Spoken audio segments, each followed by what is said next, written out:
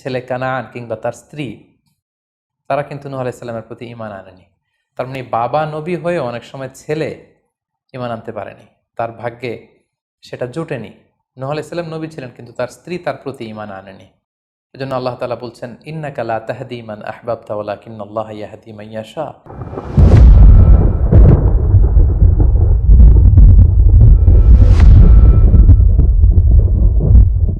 আসসালামু আলাইকুম ওয়া রাহমাতুল্লাহি ওয়া বারাকাতুহু। নাহমাদুহু ওয়া নুসাল্লি আলা রাসূলিহিল কারীম। আম্মা বা'দু ফাআউযু বিল্লাহি মিনাশ শাইতানির রাজীম। বিসমিল্লাহির রহমানির রহিম। নূহ আলাইহিস সালাম আউয়ালু রাসূলিন বুইসা ইলা আহলিল আরদ। সাইয়েদনা আদম আলাইহিস সালাম এবং ইদ্রিস আলাইহিস সালামের পরে আল্লাহ তাআলা নূহ আলাইহিস সালামকে পৃথিবীর সর্বপ্রথম রাসূল করে এই পৃথিবীতে প্রেরণ করেছেন। এবং আল্লাহ তাআলা ওনাকে বলেছেন আবদান শাকুরা, মানে হচ্ছে অ্যান অবিডিয়েন্ট সার্ভেন্ট অফ আল্লাহ। আল্লাহ তাআলার একজন কৃতজ্ঞ বান্দা হিসেবে আল্লাহ তাআলা কালামুল্লাহ মাজিদে নূহ আলাইহিস সালামকে এই উপাধি দিয়েছিলেন। পাশাপাশি তিনি হচ্ছেন উলুল আজমি মিনার রসুল, অর্থাৎ 5 জন নবীকে আল্লাহ তাআলা কুরআনুল কারীমে দৃঢ় প্রত্যয়ী বা দৃঢ়চেতা রাসূল হিসেবে ঘোষণা করেছেন। নূহ আলাইহিস সালাম হচ্ছেন তাদের মধ্য থেকে অন্যতম। সাউদার্ন ইরাকের একটি শহরে, যেটি কুফা শহরের নিকটবর্তী একটি শহর, এমন একটি শহরে আল্লাহ তাআলা নূহ আলাইহিস সালামকে নবী হিসেবে প্রেরণ করেছিলেন। সাইয়েদনা আদম আলাইহিস সালাম থেকে শুরু করে নূহ আলাইহিস সালাম পর্যন্ত টানা 1000 বছর পর্যন্ত পৃথিবীতে শিরকের সূচনা বা উৎপত্তি হয়নি। বেসিকলি নূহ আলাইহিস সালামের জামানাতেই এই পৃথিবীতে সর্বপ্রথম শিরকের সূচনা হয়েছিল। ইবলিস শয়তান সর্বপ্রথম নূহ আলাইহিস সালামের জামানার যে কওমের লোকেরা, তাদের কাছে শিরকের ইন্ট্রোডিউস করেছিল। তাদের সময়ে 5 জন আল্লাহওয়ালা ব্যক্তি ছিল। তাদের ইন্তেকালের পরে শয়তান সেই জনগোষ্ঠীর লোকদের কাছে এসে বলল, তোমরা এই সমস্ত কি ইবাদত করছো? তোমাদের পূর্বপুরুষেরা যেমনভাবে আল্লাহ তাআলার কাছে ইবাদত করে নিজেদেরকে সঁপে দিয়েছিল, তার সামনে তো তোমাদের ইবাদত কিছুই নয়। তোমরা একটা কাজ করো, তোমাদের 5 জন আধ্যাত্মিক পুরুষ বা আল্লাহর প্রিয় বান্দাদের 5টি মূর্তি তৈরি করে তোমরা তোমাদের ইবাদতগাহের পাশে রাখো। ফলে তাদের চেহারা দেখলে তাদের বেশি বেশি ইবাদতের কথা তোমাদের স্মরণ হবে এবং তোমরা আল্লাহ তাআলার ইবাদত করার ব্যাপারে বেশি আগ্রহী হবে। তারা এই শয়তানের মুখরোচক চমৎকার এই কথা শুনে তাদের শ্রেষ্ঠ 5 জন সন্তান বা আল্লাহওয়ালা 5 জন ব্যক্তির 5টি মূর্তি তৈরি করে তাদের ইবাদত গাহের ভেতরে তারা স্থাপন করলো। এবং আসলেই তারা যখন এই 5 জন ব্যক্তিদের মূর্তির দিকে তাকাতো, তাদের আল্লাহ তাআলার ইবাদতের কথা তাদের স্মরণ হতো, ফলে তারা আল্লাহ তাআলার বেশি বেশি ইবাদত করতে লাগলো। এই জেনারেশন এভাবেই বেশি বেশি আল্লাহ তাআলার ইবাদতের মধ্য দিয়ে তারা পার করতে লাগলো। কিন্তু পরবর্তী জেনারেশন যখন আসলো, শয়তান তাদের কাছে এমনভাবে কুমন্ত্রণা বা টেম্পটেশন দিল, ফলে ওই প্রজন্ম তারা আল্লাহ তাআলার এক আল্লাহর ইবাদতকে ভুলে গিয়ে এই 5 জন শ্রেষ্ঠ আল্লাহর ওয়ালির মূর্তির সামনে দাঁড়িয়ে সেখানেই তারা মানত করতে শুরু করলো এবং এক আল্লাহর ইবাদত বাদ দিয়ে সেই মূর্তিগুলোর ইবাদত শুরু করে দিল। এভাবেই সাইয়েদনা নূহ আলাইহিস সালামের জামানাতে সর্বপ্রথম শিরকের সূচনা হয়। পবিত্র কালামুল্লাহ মাজিদে আল্লাহ তাআলা এই ঘটনাটি এভাবে উল্লেখ করেছেন যে নূহ আলাইহিস সালামের জামানায় যারা নেতৃত্ব স্থানীয় ছিল, তারা সাধারণ লোকদেরকে উদ্দেশ্য করে বলতো, ওয়াকালু লা তাযারুন্না আলিহাতাকুম ওয়ালা তাযারুন্না ওয়াদ্দাম ওয়ালা সুওয়াআ ওয়ালা ইয়াগুসা ওয়া ইয়াউকা ওয়া নাসরা। অর্থাৎ আমাদের যে 5 জন বিখ্যাত ব্যক্তি, তাদের নাম ছিল ওয়াদ্দান, সুওয়াআন, ইয়াগুস, ইয়াউক এবং নাসর। তোমরা এদের ইবাদত ছেড়ে দিও না, বরং তোমরা এদের উপাসনা করতে থাকো। ফলে এই আয়াত প্রমাণ করে যে নূহ আলাইহিস সালামের জামানাতে সর্বপ্রথম শিরকের উৎপত্তি হয়েছিল। কিন্তু নূহ আলাইহিস সালাম তার জাতিগোষ্ঠীর কাছে এক আল্লাহর দাওয়াত দিয়ে যেতে লাগলেন। তিনি বলতে আরম্ভ করলেন, ইয়া কওমি আবুদুল্লাহ মা লাকুম মিন ইলাহিন গায়রুহু আফালা তাত্তাকুন। হে আমার জাতিগোষ্ঠীর লোকেরা, হে আমার জনগোষ্ঠীর লোকেরা, তোমাদের কি হলো? তোমরা কেন এক আল্লাহর ইবাদত করছো না? তোমরা কি আল্লাহকে ভয় পাও না? এবং তিনি বললেন যে আল্লাহ তাআলা আমাকে তার বাণীবাহক হিসেবে, প্রেরিত রাসূল হিসেবে তোমাদের কাছে পাঠিয়েছেন। এই যে আমি তোমাদেরকে তাওহীদের বা এক আল্লাহর ইবাদতের দিকে দাওয়াত দিচ্ছি, এজন্য তো আমি কোনো পারিশ্রমিক তোমাদের কাছে চাচ্ছি না, বরং তোমরা যেভাবে শিরক করে যাচ্ছ, এক আল্লাহ ছাড়া মূর্তির পূজা করে যাচ্ছ, ইন্নী আখাফু আলাইকুম আযাব ইয়াউমিন আযীম, আমি তোমাদের উপর কঠিনতম আযাব আসার আশঙ্কা করছি। সো তোমরা শিরক ছেড়ে দিয়ে, মূর্তি পূজা ছেড়ে দিয়ে, পৌত্তলিকতা ছেড়ে দিয়ে এক আল্লাহ তাআলার ইবাদতের দিকে ফিরে আসো।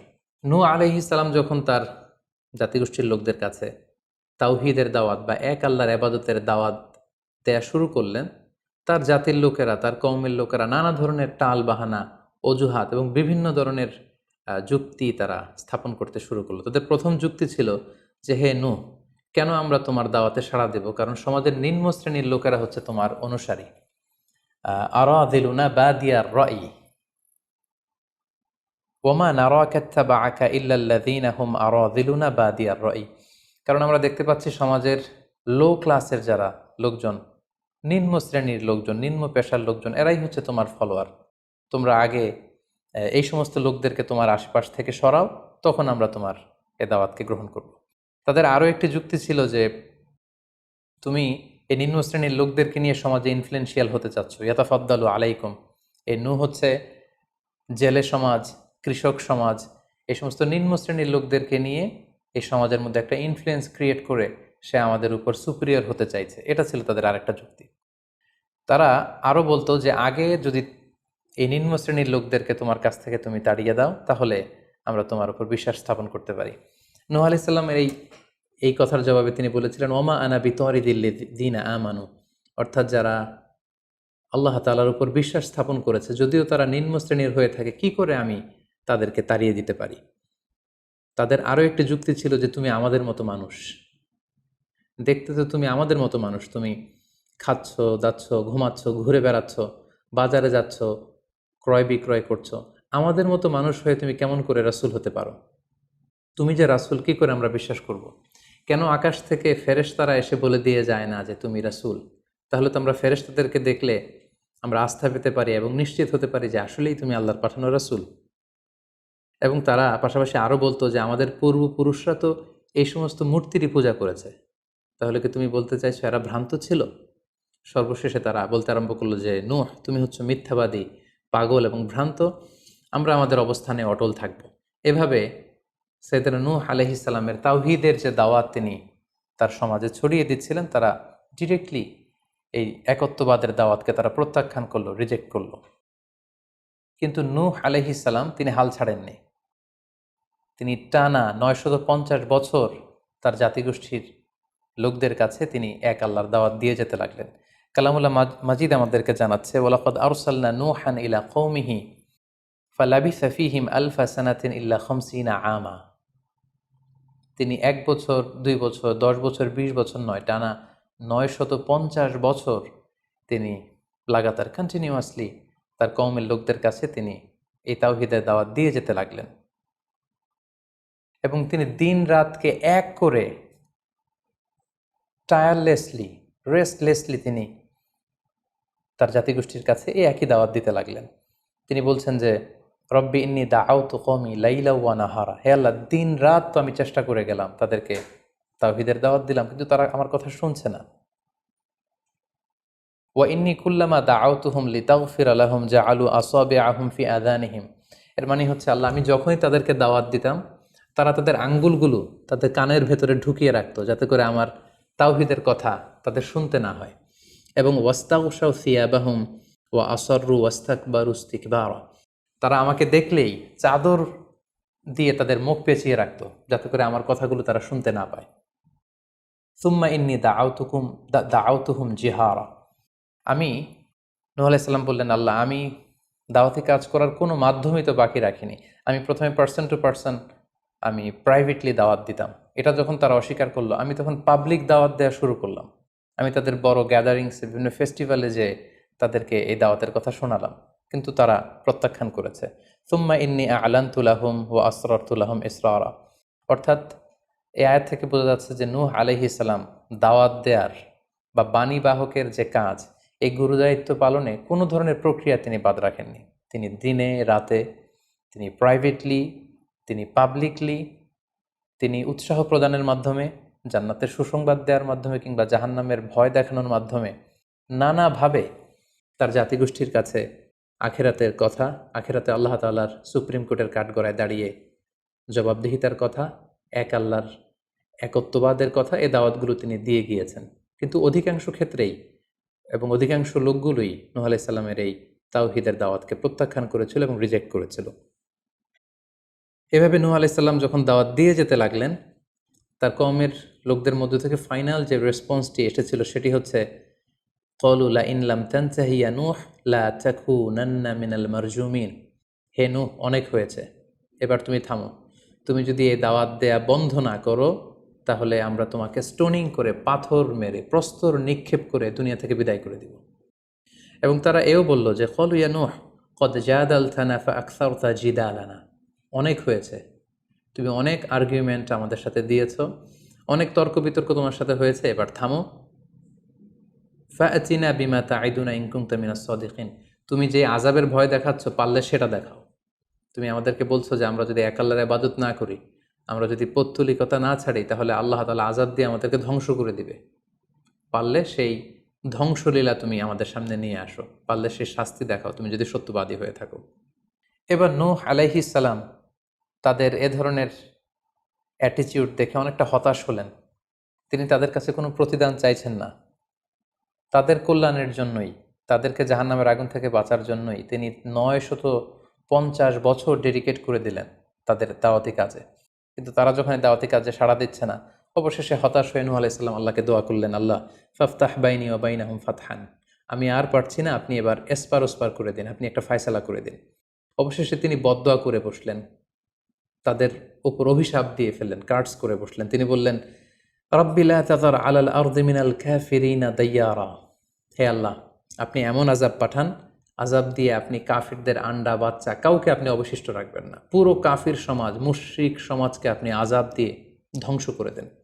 যদি আপনি তাদেরকে বাঁচিয়ে রাখেন, তাহলে তারা বিশ্বাসীদেরকেও সংক্রামিত করবে এবং তাদের অনাগত প্রজন্ম তারা পাপাচারী হয়ে এই পৃথিবীতে তারা ফাসাদ সৃষ্টি করবে।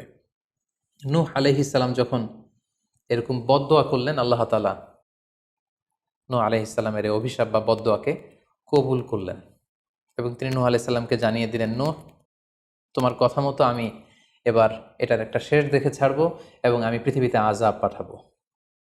সে আযাবটি হচ্ছে ভয়ঙ্কর ধরনের বন্যা হয়ে যাবে গোটা পৃথিবীতে, মহাপ্লাবন ঘটবে।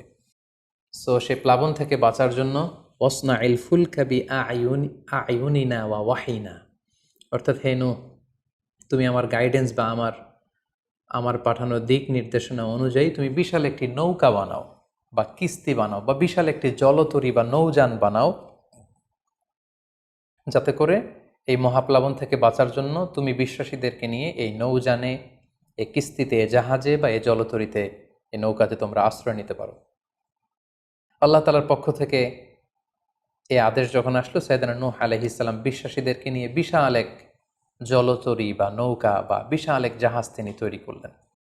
নূহ আলাইহিস সালামের কওমের মুশরিক লোকেরা যখন এই জাহাজ বা নৌকা বানাতে দেখলো, তারা হাসাহাসি শুরু করে দিল। কোরআন বলছে, ওয়া কুল্লামা মাররা আলাইহি মালাউম মিন কওমিহি সাখিরু মিন।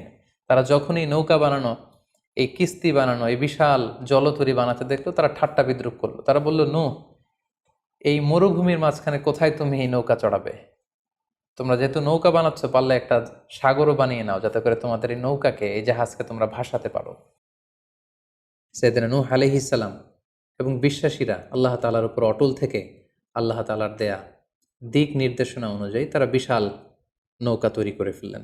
এ পর্যায়ে আল্লাহ তাআলা নূহ আলাইহিস সালামকে জানালেন যে, মহাপ্লাবনের জন্য নূহ তুমি অপেক্ষা করতে থাকো এবং এই প্লাবনটা হবে 40 দিন লম্বা, 40 days long, and the entire wall will be drastically flooded.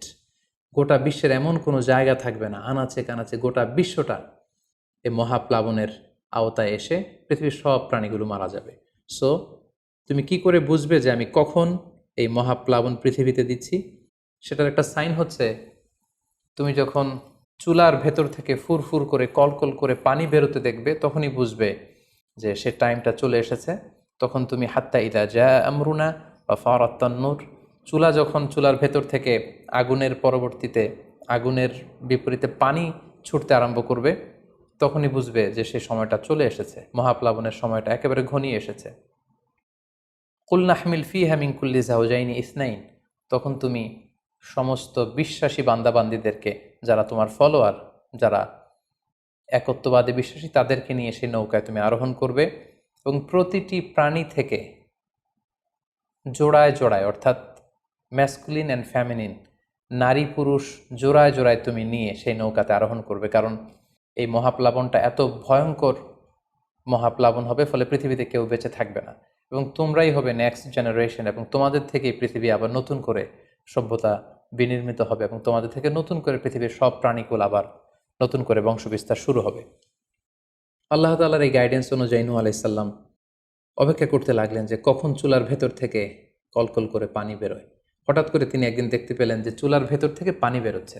তিনি সমস্ত বিশ্বাসীদেরকে নিয়ে এবং বিভিন্ন প্রাণীকুল থেকে জোড়ায় জোড়ায় নারী পুরুষ দুই ধরনের জেন্ডারকে একত্রিত করে নিয়ে তিনি আল্লাহ তাআলার নামে সেই নৌকার মধ্যে আরোহণ করলেন এবং আল্লাহ বললেন, ওয়াকাল আরকাবু ফিহা বিসমিল্লাহি মাজরেহা ওয়া মুরসাহা ইন্না রাব্বি লাগফুরুর রাহিম।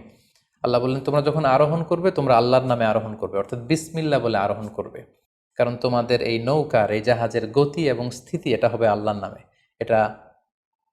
এটার সেইলিং বা অ্যাঙ্করিং, এটার পানির উপরে ভেসে চলা এবং এটার নোঙর ভিড়ানো সবটাই হবে আল্লাহ তাআলার নামে।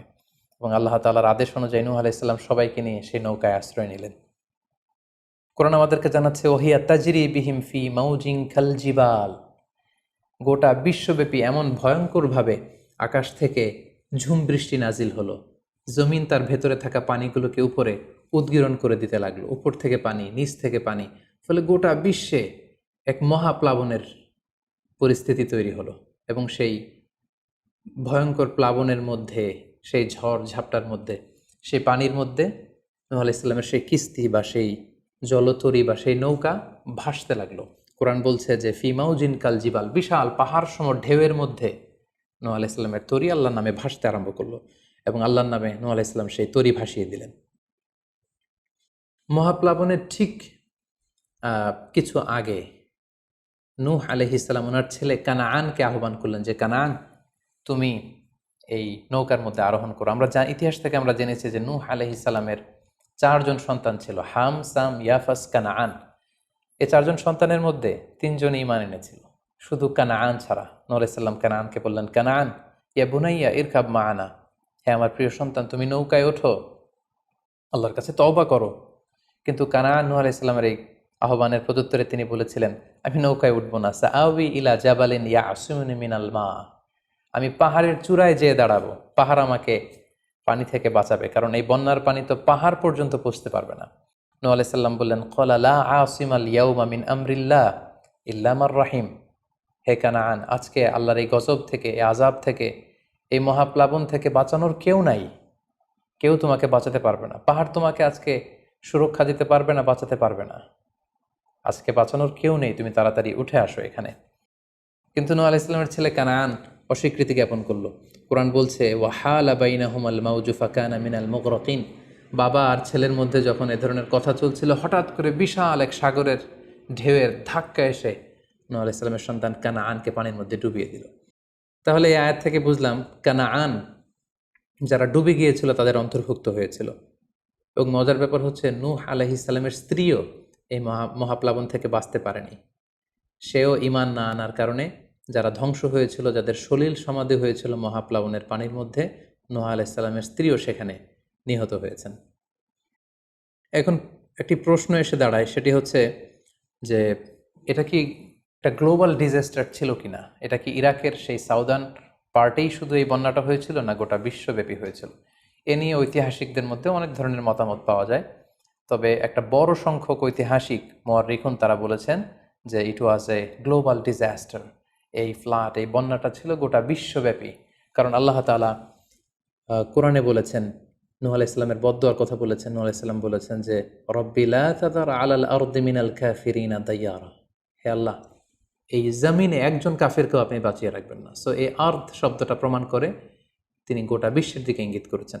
এবং আল্লাহ যখন জমিনকে ইঙ্গিত করেছেন, ইয়া আরদুবলাই, হে পানি তুমি নিচের দিকে চলে যাও, ফলে এই আর্থ দ্বারা বোঝা যাচ্ছে যে শুধু ইরাকের সেই সাউদার্ন ইরাকের কুফা শহরের পাশেই এই বন্যাটা লিমিটেড বা সীমিত ছিল না, বরং এই ডিজাস্টারটা ছিল একটা গ্লোবাল ডিজাস্টার। গোটা বিশ্বব্যাপী মহাপ্লাবনের পানিতে গোটা বিশ্বের সব সয়লাভ হয়ে গিয়েছিল। 40 দিন এই বন্যাটা কন্টিনিউ করেছে এবং 40 দিনের এই সময়ে মহাপ্লাবনে যত কাফির মুশরিক এবং নূহ আলাইহিস সালামের সময়কালের যত মুশরিক এবং অবাধ্য লোকেরা ছিল সবাইকে আল্লাহ তাআলা এই বন্যার মাধ্যমে ধ্বংস করেছেন। 40 দিন পর আল্লাহ তাআলা আদেশ করলেন, ইয়া আরদু বুলাঈ মাআকি ওয়া ইয়া সামাউ আকলিঈ, অর্থাৎ হে আকাশ তুমি বৃষ্টি বর্ষণ করা এবার স্টপ করো, এবার বন্ধ করো। এবং জমিনকে বললেন, জমিন তুমি যে মাটির ভেতর থেকে পানি বের করছিলে, এই পানি বের করা বন্ধ করে তুমি ভূপৃষ্ঠের উপরে থাকা পানিগুলোকে গিলে ফেলো। ওয়াগীদাল মা, ফলে আল্লাহ তাআলার আদেশের সাথে সাথে পানি বর্ষণ এবং পানি জমিনের ভেতর থেকে বের হয় এটা বন্ধ হলো। ওয়াস্তাওয়াত আলাল জুদি, নূহ আলাইহিস সালামের এই বিশাল জলতরী বা কিস্তি বা নৌকা জুদি পাহাড়ে যেয়ে থামল। জুদি পাহাড়ে এই তরীর নোঙর ভিড়ল। এখন জুদি পাহাড়টা কোথায়? কিছু কিছু ঐতিহাসিকরা বলেছেন যে ইরাকের মোসেল শহরে একটি বিশাল মাউন্টেন রেঞ্জ রয়েছে, সেই পাহাড়ের একটা অংশের নাম হচ্ছে জুদি পাহাড়। কোনো কোনো ঐতিহাসিকগণ বলেছেন এই জুদি পাহাড়টি আর্মেনিয়াতে অবস্থিত। অনেক ঐতিহাসিকগণ মত প্রকাশ করেছেন যে এটি ইরাকেও নয়, এটি আর্মেনিয়াতেও নয়, বরং এটি তুরস্কের একটি পাহাড়। এবং তারা বিশাল বড় একটি নৌকার খণ্ড দিয়ে ঐতিহাসিকভাবে অনেকেই প্রমাণ করতে চেয়েছেন যে নূহ আলাইহিস সালামের সেই কিস্তির কিছু অংশ আজও সেই পাহাড়ের মধ্যে রয়ে গিয়েছে। সেই জুদি পাহাড়ে যখন এই নৌকাটি ভিড়ল, আল্লাহ তাআলা তখন নূহ আলাইহিস সালামকে আদেশ করলেন, ইহবিত বিসালামিন মিন্না, তুমি এবার শান্তির সাথে সেফলি সাউন্ডলি তুমি এবার সেই জুদি পাহাড়ে তোমরা নামো। ও বারাকাতিন আলাইক, তোমাদের উপর আমার পক্ষ থেকে বারাকা ব্লেসিং থাকবে। ও আলা উমামিম মিম্মান মাআক, এবং তোমার সাথে যারাই আছে সবার জন্য আমার পক্ষ থেকে ব্লেসিং থাকবে। এবং এই বিশাল মহাপ্লাবন থেকে যে আমি তোমাদেরকে বাঁচিয়ে দিয়েছি, শুকরিয়া স্বরূপ তোমরা সবাই পড়ো আলহামদুলিল্লাহ। ফাকুলিল হামদুলিল্লাহ। কোরআন বলছে যে তারা সবাই আল্লাহর প্রশংসা করে সেখান থেকে নেমে আসলো এবং নূহ আলাইহিস সালামকে আল্লাহ তাআলা শিখিয়ে দিলেন, নূহ এবার তুমি পড়ো রব্বি আনজিলনি মুনজালান মুবারাকান ওয়া আনতা খায়রুম মুনজিলিন, অর্থাৎ হে আল্লাহ আপনি এমন জায়গায় আমাদেরকে অবতরণ করুন যে জায়গাটা আমাদের জন্য কল্যাণকর, কারণ আপনিই তো উত্তম অবতরণকারী। ফলে নূহ আলাইহিস সালামের সাথে যারা ছিল বিশ্বাসীরা, তারা এবং তার সাথে প্রাণীকুলের মধ্য থেকে যারা ছিল সবাইকে নিয়ে নূহ আলাইহিস সালাম এই জমিনে বন্যা পরবর্তী মহাপ্লাবন পরবর্তী সময়ে তিনি সবাইকে নিয়ে এই জমিনের মধ্যে আবার নেমে আসলেন। ফলে ঠিক ওই সময়টাতে পৃথিবীতে আর কোনো কাফের, কোনো মুশরিক, কোনো পৌত্তলিক ছিল না, বরং তখন এটা ছিল, it was very fresh and pure monotheist generation, একত্ববাদী একটা প্রজন্ম। ফলে এখানে ঠিক ঠিক ওই সময়টাতে পৃথিবীতে আর কোনো কাফির মুশরিক আর ছিল না। আমরা আমাদের আলোচনার শুরুর দিকে বলেছিলাম যে নূহ আলাইহিস সালামের 4 জন ছেলে ছিল, হাম, সাম, ইয়াফাস এবং কানাআন। এবং ঐতিহাসিকভাবে এটা ঐতিহাসিক বিভিন্ন ধর্মগ্রন্থ থেকেও এটা প্রমাণিত যে এই 4 ছেলের মধ্য থেকে একজন ছেলে ছিল কানাআন, যে মহাপ্লাবনে মৃত্যুবরণ করেছে, এবং হাম, সাম এবং ইয়াফেস, তাদের মধ্য থেকেই মূলত গোটা বিশ্বে নতুন করে মানব সভ্যতার আবার সূচনা হয়েছে। নূহ আলাইহিস সালামের ছেলে হাম, তিনি আফ্রিকাতে তার পরিবার নিয়ে বসবাস শুরু করেন, এবং ওনার ছেলে সাম, যেখান থেকে সেমাইটিক শব্দটি আমরা বলে থাকি, ওনার ছেলে সাম তার আত্মীয় স্বজন এবং তার বংশধরদেরকে নিয়ে ধীরে ধীরে মধ্যপ্রাচ্য বা দূরপ্রাচ্যের এই এরিয়াতে পরবর্তীতে তারা বসবাস শুরু করেন। এবং ওনার ছেলে ইয়াফেস বর্তমান যে চীন বা তার আশেপাশের যে এরিয়াগুলো আছে সেখানে বসবাস শুরু করেন, এবং সেখান থেকেই মানব ইতিহাস আবার নতুন করে তার পথ চলা শুরু করলো, এবং গোটা বিশ্বে বাচ্চা রিজালান কাসীরা ওয়া নিসা, অনেক নারী পুরো গোটা বিশ্বে সেখান থেকে আবার ছড়িয়ে পড়তে আরম্ভ করলো। এভাবেই নূহ আলাইহিস সালাম একত্ববাদের দাওয়াত দিয়ে নিরলস প্রচেষ্টা করে ওনার জীবনকে তিনি অতিবাহিত করেছেন। সাইয়েদনা নূহ আলাইহিস সালাম ওনার ইন্তেকালের পরে ওনাকে কোথায় কবর দেওয়া হয়েছে এ নিয়ে 2টি মত পাওয়া যায়। প্রথম মত অনুযায়ী ওনাকে মক্কাতে কবরস্থ করা হয়েছে, আরেকটি মত অনুযায়ী লেবাননের কার্ক নামে একটি এরিয়াতে জাবালে দীর, সেই দীর মাউন্টেনের পাশে সাইয়েদনা নূহ আলাইহিস সালামকে কবরস্থ করা হয়েছে। সম্মানিত সুধী, এই ছিল নূহ আলাইহিস সালামের সংক্ষিপ্ত, বর্ণাঢ্য এবং সংগ্রামী জীবন কাহিনী। এ পর্যায়ে আমরা নূহ আলাইহিস সালামের এই স্টোরি থেকে, এই জীবনী থেকে কী ধরনের লেসন, লাইফ লেসন বা শিক্ষা আমরা পেতে পারি যেটা আমরা আমাদের সমাজের সাথে রেলেভেন্ট করতে পারি, আমরা সে বিষয়ে সামান্য কিছু আলোচনা করব। আমরা যারা দাওয়া কাজের সাথে ইনভলভড, তাদের জন্য নূহ আলাইহিস সালামের জীবনীতে আসলে নূহ আলাইহিস সালামের দাওয়া ক্যারিয়ার থেকে নেবার মতো, শেখার মতো অনেক কিছু রয়েছে। তোর মধ্যে থেকে অন্যতম হচ্ছে যে ডাইভার্সিটি অফ দাওয়া অ্যাপ্রোচ।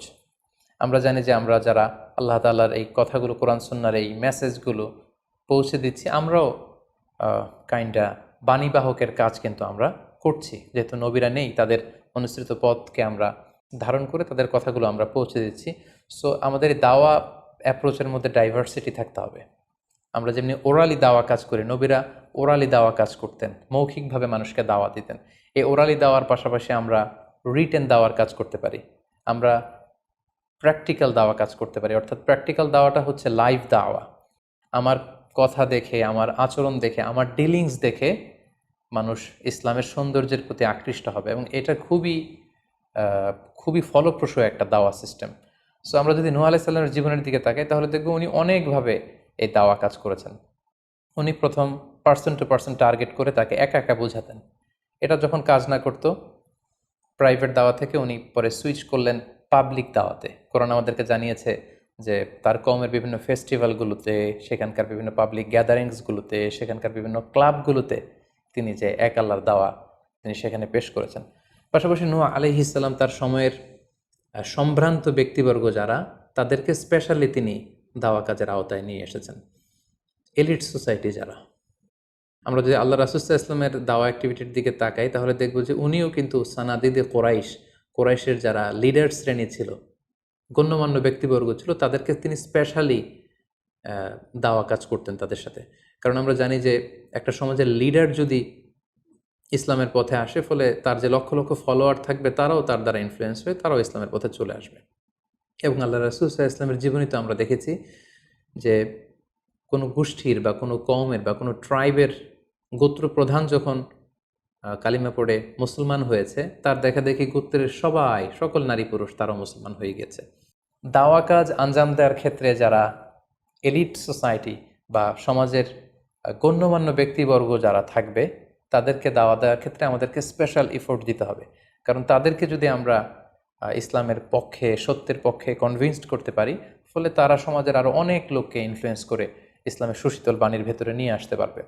তো এর মানে এই নয় যারা নিম্ন শ্রেণীর বা যারা সমাজের মধ্যবিত্ত বা নিম্ন মধ্যবিত্ত যে ফ্যামিলিগুলো রয়েছে বা যে সমস্ত লোকজন রয়েছে, তাদেরকে আমরা গুরুত্ব দিব না, ব্যাপারটি এমন নয়। বরং নূহ আলাইহিস সালামের ঘটনা থেকে আমরা বুঝতে পারছি যে একটা হচ্ছে মাস পিপুলদের জন্য দাওয়া, আর একটি হচ্ছে যারা সমাজের উচ্চ শ্রেণী, তাদের জন্য স্পেশালি কিছু টাইম স্পেন্ড করা, তাদেরকে আলাদাভাবে দাওয়া দেওয়া, এবং অথবা তাদের উপযোগী করে দাওয়া অ্যাক্টিভিটি তাদের কাছে যদি আমরা প্রেজেন্টেশন করতে পারি, তাহলে নিঃসন্দেহে তারাও ইসলামের সৌন্দর্যের দ্বারা আকৃষ্ট হবে। নূহ আলাইহিস সালামের এই জীবন কাহিনী থেকে আমরা আরও একটি বিষয় শিখতে পারি, সেটি হচ্ছে দাওয়া কাজে কখনো হতাশ হওয়া যাবে না, নিরাশ হওয়া যাবে না, এবং হাল ছাড়া যাবে না, বরং ভরসা রাখতে হবে আল্লাহর উপর। কারণ আমরা কয় বছর দাওয়া কাজ করে যাচ্ছি, আমরা কতটুকু এফোর্ট দিয়েছি, আমরা কতটুকু টাইম স্পেন্ড করেছি, আমরা কতটুকু স্যাক্রিফাইস করেছি।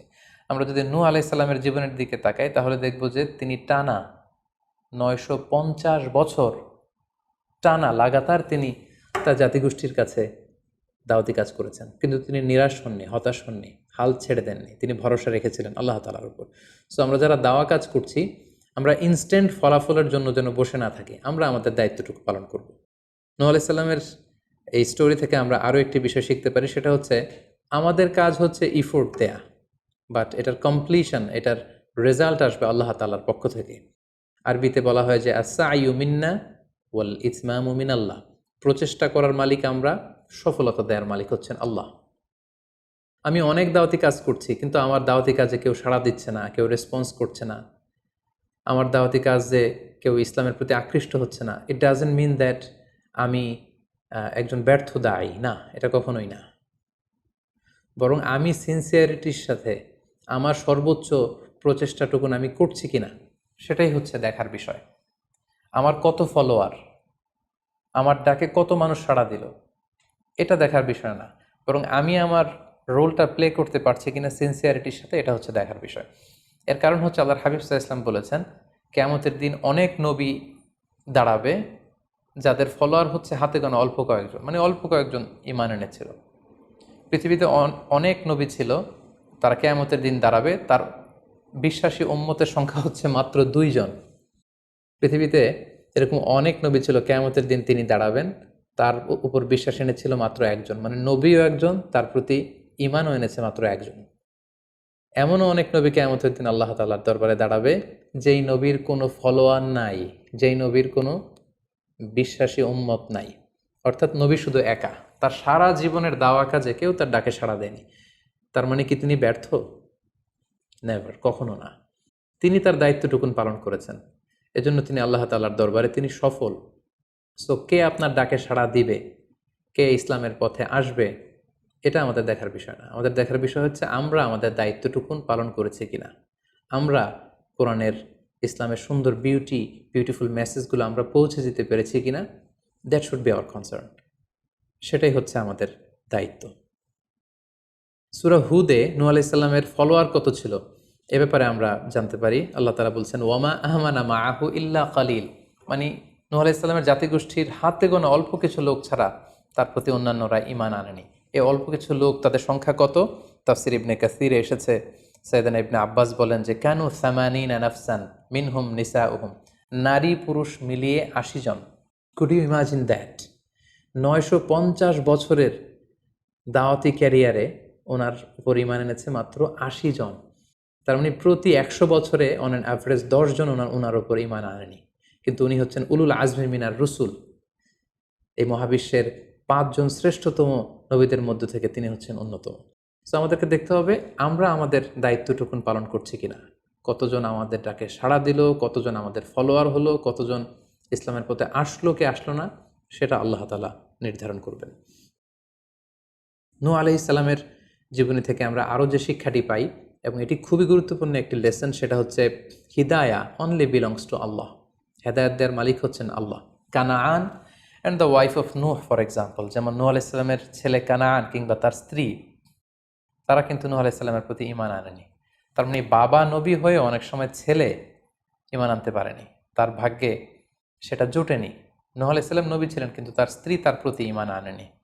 এজন্য আল্লাহ তাআলা বলছেন, ইন্নাকা লা তাহদি মান আহবাবতা ওয়ালাকিন্নাল্লাহা ইয়াহদি মান ইয়াশা, হে নবী আপনি যাকে চান তাকে আপনি হেদায়েত দিতে পারবেন না, কারণ হেদায়েত দেওয়ার মালিক আপনি নন। হেদায়েত দেওয়ার নিরঙ্কুশ একচ্ছত্র ক্ষমতা হচ্ছে শুধুমাত্র কেবলমাত্র আল্লাহ তাআলার হাতে। তিনি যাকে চাইবেন তাকে তিনি হেদায়েত দেন, আমরা চাইলেই কাউকে হেদায়েত দিতে পারবো না। নূহ আলাইহিস সালামের জীবনী থেকে আরও একটি বড় শিক্ষা হচ্ছে যে আল্লাহ তাআলা হুট করেই কাউকে আযাব দেন না বা শাস্তি পাঠান না, বরং আল্লাহ তাআলা বারবার সুযোগ দিয়ে থাকেন। অনেক সুযোগ দেওয়ার পরে, বারবার সুযোগ দেওয়ার পরেও যখন কেউ সত্যের পথে ফিরে আসে না, বরং বারবার তারা অবাধ্যতা, দাম্ভিকতা এবং বাড়াবাড়ি করে, ঠিক তখনই আল্লাহ তাআলা তাদেরকে শাস্তি দেন। আমরা নূহ আলাইহিস সালামের জাতিগোষ্ঠীর দিকে যদি তাকাই, তাহলে দেখব যে তিনি 950 বছর তাদেরকে চান্স দিয়েছেন। এত লম্বা সময় তাদেরকে সুযোগ দেওয়ার পরেও তারা সত্যের পথে ফিরে আসেনি। অতঃপর আল্লাহ তাআলা মহাপ্লাবন দিয়ে পুরো জাতিগোষ্ঠীকে ধ্বংস করে দিয়েছেন। নূহ আলাইহিস সালামের জীবনী থেকে সর্বশেষ যে শিক্ষাটি আমরা পাই, সেটি হচ্ছে সব ধ্বংস নয়, কিছু ধ্বংস আছে যেটা আবার নতুন করে সৃষ্টি করে, অর্থাৎ সৃষ্টির জন্য ধ্বংস। আমরা যদি দেখি যে আল্লাহ তাআলা এমন এক গজব পাঠালেন, এমন এক পানিশমেন্ট দিলেন, এমন এক মহাপ্লাবন দিলেন, যেটা দিয়ে গোটা পৃথিবীবাসীকে তিনি ধ্বংস করেছেন, অল্প কিছু মানুষ ছাড়া।